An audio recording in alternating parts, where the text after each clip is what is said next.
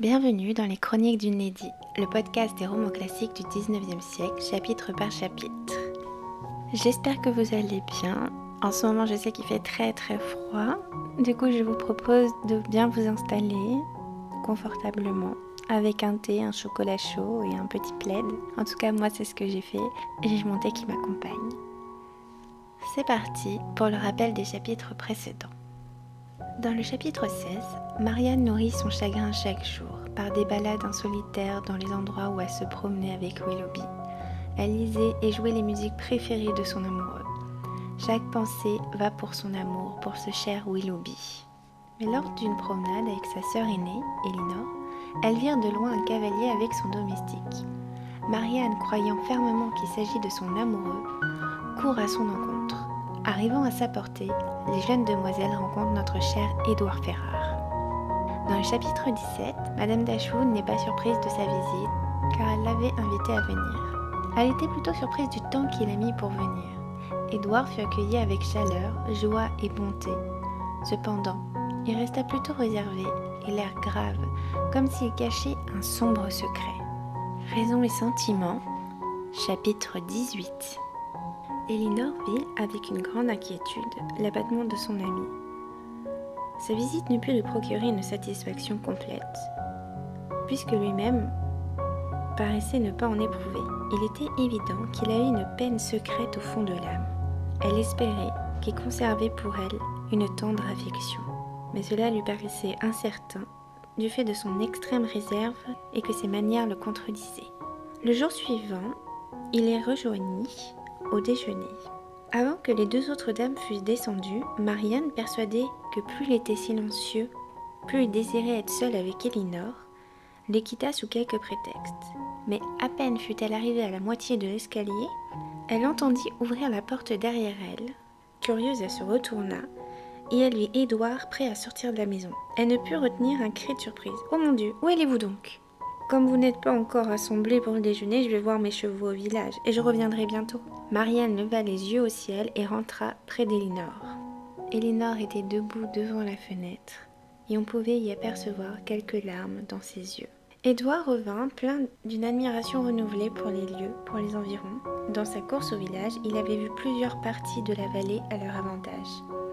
Et c'était un des sujets de conversation que Marianne adorait. Elle commença donc à dépeindre avec des détails minutieux les environs. Édouard la calma et lui dit qu'il n'avait pas appris la langue de l'enthousiasme et qu'il l'ignorait.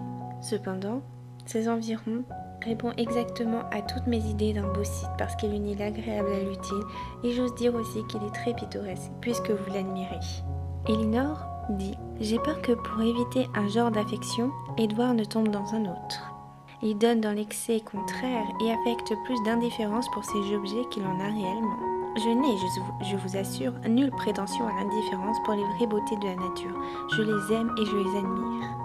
J'ai plus de plaisir à voir une ferme en bon état qu'à voir une ruine ou une vieille tour. » Marianne regarda Édouard avec étonnement. La conversation tomba. Elle demeura pensive et silencieuse.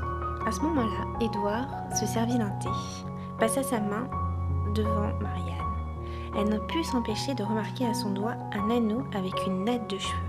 « Je ne vous ai jamais vu porter de bague, Édouard. »« Montrez-moi celle-là, ce sont des cheveux de Fanny ?»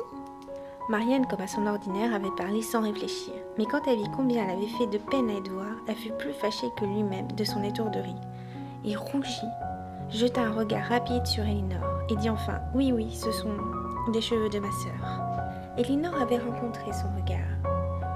Il pénétra au fond de son âme. Ce seul regard lui avait dit que ses cheveux étaient les siens. Marianne en était tout aussi persuadée. La seule différence, c'est qu'elle croyait que c'était un don d'Elinor, et que celle-ci, qui savait en conscience qu'il ne lui avait point donné de ses cheveux, craignait qu'il s'en était procuré par quelque moyen inconnu, ou qu'il les avait coupés par derrière, sans qu'elle n'en fût aperçue, lorsqu'elle avait quitté Norlande. La couleur était bien la même, et la rougeur et le regard d'Édouard avaient porté dans son cœur cette douce conviction. Elle était bien loin de lui en vouloir, et n'ayant plus l'air d'y faire attention, elle parla d'autre chose. L'embarras d'Édouard dura quelque temps, et finit par une tristesse, encore plus marquée, qui dura la matinée entière. Mais cette découverte fut un plaisir secret pour Elinor. Donc il y a des chances que Edward soit toujours amoureux d'Elinor. C'est assez étrange d'avoir quand même une bague avec des cheveux tressés. C'est pas ce qui me viendrait à l'idée, mais à l'époque ça devait se faire. C'est le seul moyen qu'il a trouvé d'être peut-être près d'elle, de se souvenir d'elle. Et là je pense qu'il avait beaucoup trop honte pour avouer que c'est les cheveux d'Elinor, surtout si elle ne lui en a pas fait don. Donc ça veut dire qu'il les a récupérés d'une façon ou d'une autre. Donc comme elle a dit, soit en lui coupant dès qu'elle avait le dos tourné à Norland, ou alors peut-être qu'il les avait récupérés sur une brosse à cheveux. Mais j'avoue que c'est assez étrange quand même. Je ne sais pas ce que vous en pensez. Bon, moi ça me ferait un petit peu plus flipper, mais bon, peut-être à cette époque c'était très romantique.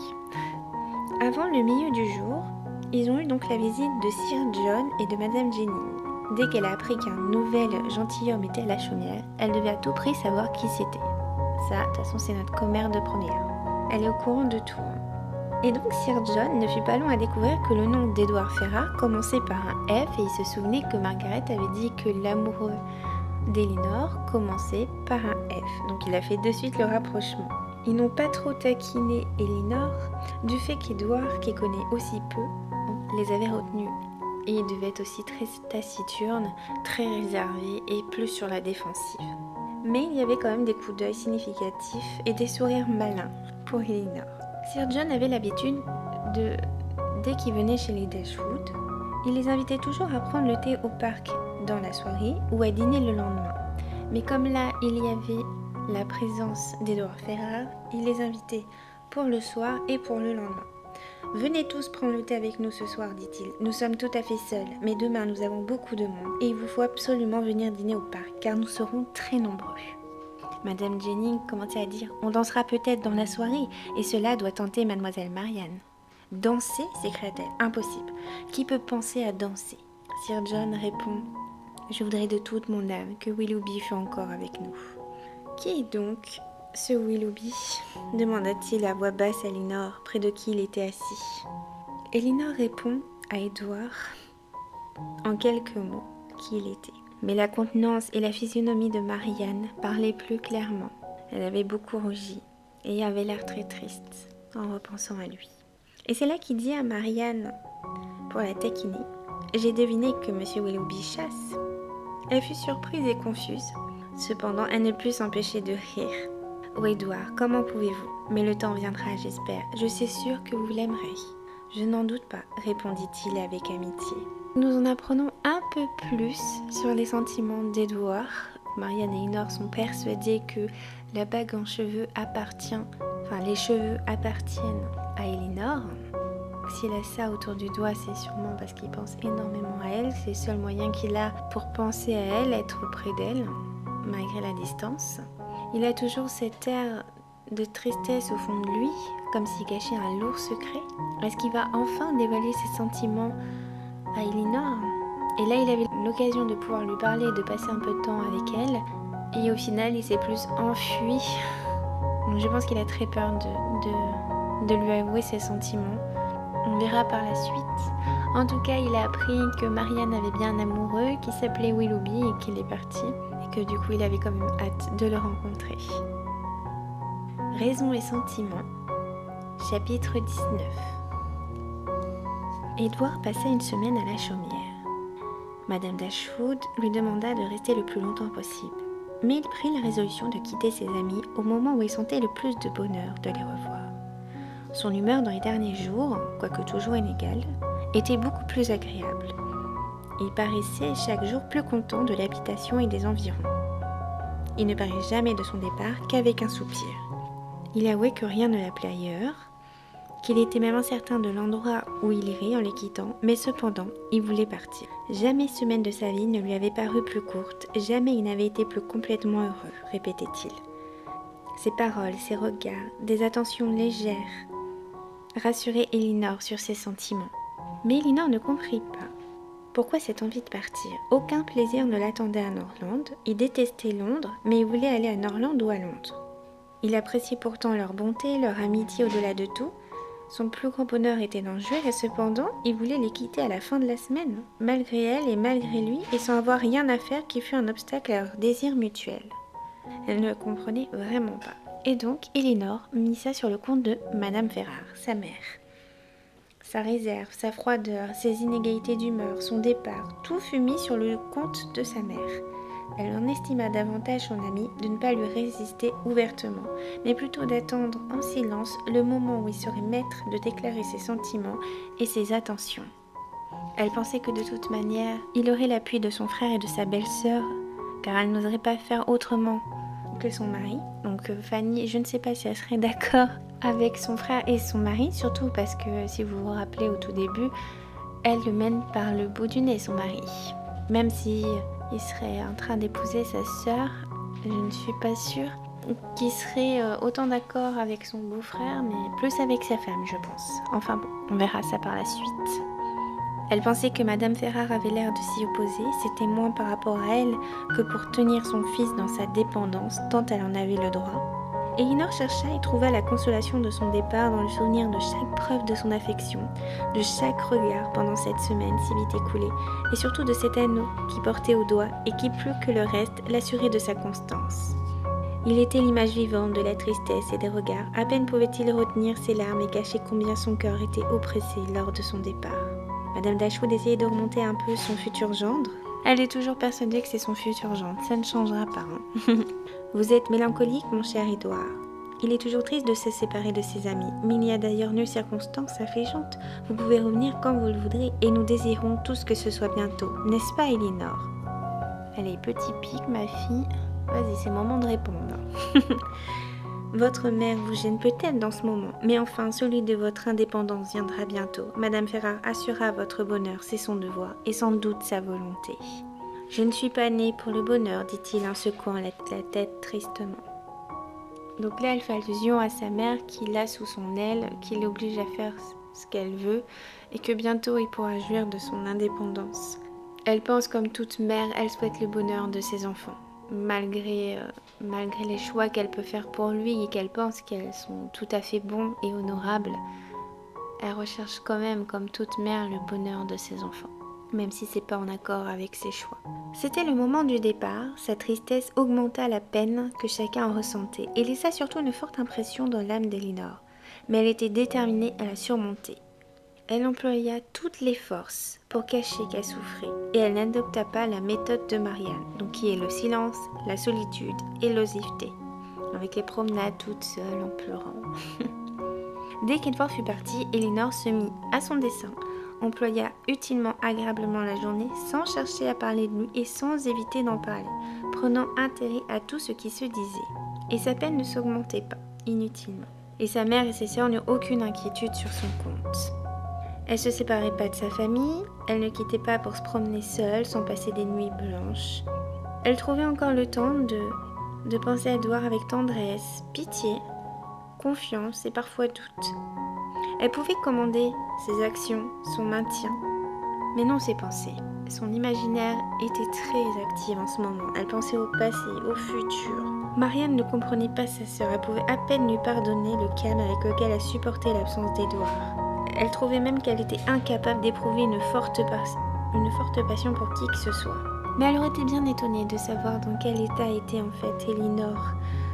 Si elle avait pu lire dans le cœur de sa sœur, elle aurait trouvé un sentiment pour le moins aussi vif et peut-être plus tendre que le sien pour Willoughby. Peu de jours après le départ d'Edward, Elinor était seule dans le salon en train de faire un dessin, plongée dans ses rêveries, lorsqu'elle fut attirée par un bruit en dehors, dans la cour. Elle leva les yeux, regarda par la fenêtre et vit beaucoup de monde près de la petite porte.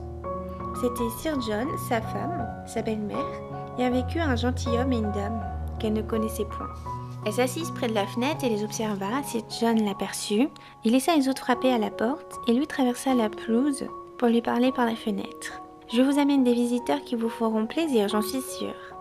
Ce sont mon beau-frère et ma belle-sœur Palmer. Madame Jennings a, comme vous savez, marié sa fille cadette il y a 6 mois à Monsieur Palmer, un très aimable jeune homme comme vous le verrez. Charlotte est très jolie, je vous assure. Avancez un peu la tête, vous pourrez la voir. Est-ce que Marianne est là? Son pianoforte est ouvert. Je crois qu'elle se promène. » Il fut rejoint par Madame Jennings qui n'avait pas la patience d'attendre qu'on lui ouvre la porte, donc elle alla à la rencontre de sa chère Elinor.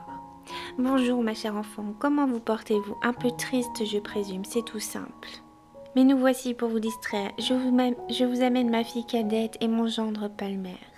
Et là, elle raconta comment ils s'étaient rencontrés, comment leur visite a été inattendue, comment ça s'était passé. Mais Elinor fut obligée de lui tourner le dos car ses invités étaient en train de rentrer dans la pièce. Lady Middleton présenta sa sœur et son beau-frère. Madame Dashwood et Margaret descendirent en même temps et tout le monde s'assit. Madame Jennings rentra avec Sir John et continua donc son histoire. Madame Charlotte Palmer était de quelques années plus jeune que Lady Middleton et tous un nom différente. Elle était petite et rondelette, son teint était beau, tous ses traits jolis et gracieux, une expression de gaieté et de contentement ne l'abandonnait jamais. Ses manières n'avaient pas autant d'élégance que Lady Middleton, mais elle était beaucoup plus prévenante. Elle souriait tout le temps. Elle a souri tout le long de sa visite et sourit encore en s'en allant. Son mari formait avec elle du coup un parfait contraste. C'était un homme de 25-26 ans, belle figure, grand, mince, aussi brun qu'elle était blanche, aussi grave et sérieux qu'elle était gaie et riante. Donc au physique et au moral, c'était deux êtres d'une nature totalement différente. Il entra dans la chambre d'un air assez dédaigneux, salua légèrement les dames sans dire un seul mot, s'assit auprès d'une table, jeta un regard rapide sur elle et sur l'appartement, prit une gazette qui était sur la table et la parcourut tout le long de la visite. Madame Palmer, au contraire, fut à peine assise que son admiration pour tout ce qu'elle voyait éclata. « Oh, mesdames, quelle délicieuse habitation! Que ce salon est commode et bien arrangé! Combien j'aimerais avoir une maison semblable! Cela n'est-il pas possible, mon cher amour ?» Monsieur Palmer ne répondit rien et ne leva pas les yeux du journal. « C'est à vous que je parle, mon amour. » Même silence. « Monsieur Palmer ne veut pas m'entendre, dit-elle en riant. Cela lui arrive souvent. Il est si drôle quelquefois, Monsieur Palmer. C'est qu'il a beaucoup d'esprit, il est absorbé dans ses pensées. » Et elle rit encore. Madame Dashwood les regarda tous deux d'un air étonné. Oui, en effet, c'est assez bizarre. J'avoue que là, comment dire que moi, si mon mari me ferait ça, je pense que je serais quand même assez énervée, quoi. Bon, c'est bien qu'elle le prenne en rigolant, puis apparemment ça arrive très souvent. Donc, cela ne doit plus l'étonner. Madame Jennings reprit. Vous pouvez penser combien j'étais charmée de les voir. J'étais fâchée qu'ils fussent faire un si long voyage, car ils sont venus de Londres tout d'une traite, et d'une jeune mariée, vous comprenez, il y avait du danger dans sa situation.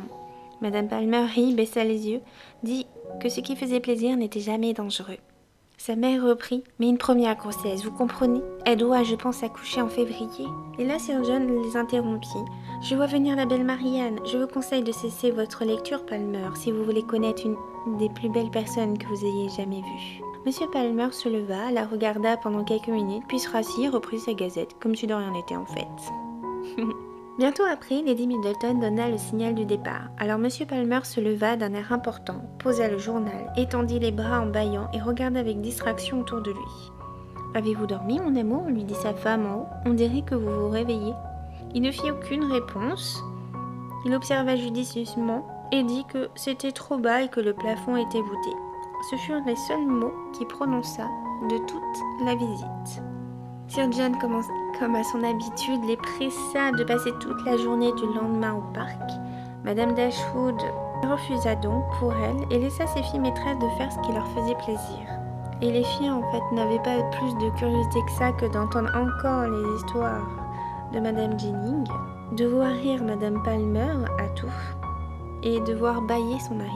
Donc elles essayèrent de s'en dispenser, mais c'était peine perdue. Sir John n'entendit rien du tout, ne voulait aucune excuse. Il décida que Mademoiselle Margaret resterait avec Madame Dashwood si elle en avait besoin et qu'il enverrait son carrosse pour les deux demoiselles, dans tous les cas. Et de plus, Madame Jennings et Lady Middleton les pressa de venir le lendemain. Ils avaient tous l'air de craindre également de rester en famille, donc elles furent obligées de céder. Marianne demanda « Pourquoi nous invite-t-il » lorsqu'ils furent tous partis. Le loyer de la chaumière est modique, mais en vérité, nous payons trop cher encore s'il faut aller amuser tous ceux qui viennent chez eux, ou leur mener tous ceux qui viennent chez nous. Ils pourraient avoir telle visite que vous seriez bien aise de voir, dit Elinor, et nous ne pouvons reconnaître leur bonté pour nous que par notre complaisance. Voici pour ce chapitre. Nous faisons la connaissance donc de la fille cadette de Madame Jennings, Charlotte, qui apparemment serait enceinte et attendrait donc un bébé pour le mois de février. Et nous faisons aussi la connaissance de son mari, Monsieur Palmer, qui a l'air d'être Drôle de monsieur qui s'en fout de tout en fait, très dédaigneux. Je me cale dans un coin, on me voit pas, j'entends pas. Laissez-moi tranquille et puis voilà quoi. Charlotte qui est très différente de sa sœur de Lady Middleton, qui est très gaie, très enjouée, qui trouve tout très joyeux, très joli autour d'elle. Pleine d'espoir, pleine de joie, de contemplation pour tout ce qu'il y a autour d'elle. Concernant Elinor, elle a décidé, malgré le départ d'Edward, de rester elle-même, de maîtriser ses actions, de ce qu'elle éprouvait, enfin ce qu'elle montrait aux autres, même si au fond d'elle-même, son cœur est complètement pris d'amour pour cet homme, et qu'elle pense à son passé avec lui, à son futur, et elle garde l'espoir qu'avec cette bague qui est faite de ses cheveux, qu'il a une tendre amour pour elle et qu'il se décidera en fonction de Madame Ferrare s'il a la disponibilité de le faire. Elle pense que si pour le moment il reste dans une certaine tristesse assez réservée, qu'il ne partage pas ses sentiments avec qui que ce soit et surtout avec Elinor, c'est parce qu'il ne peut pas au regard de sa mère qui doit l'en empêcher. Mais elle garde d'espoir qu'il pourra le faire un jour, qu'il attend le meilleur moment pour le faire et qu'il aura de toute manière le soutien donc de son beau-frère, donc le frère d'Elinor et du coup de sa sœur. J'ai hâte dans les prochains chapitres de connaître un peu plus sur Monsieur Palmer pour la visite donc du lendemain au parc. On en apprendra donc plus la semaine prochaine. Je vous remercie de m'avoir écouté. N'hésitez pas à m'envoyer des messages sur les réseaux sociaux, je serai ravie de répondre. Je vous souhaite une très belle semaine et je vous dis à très vite.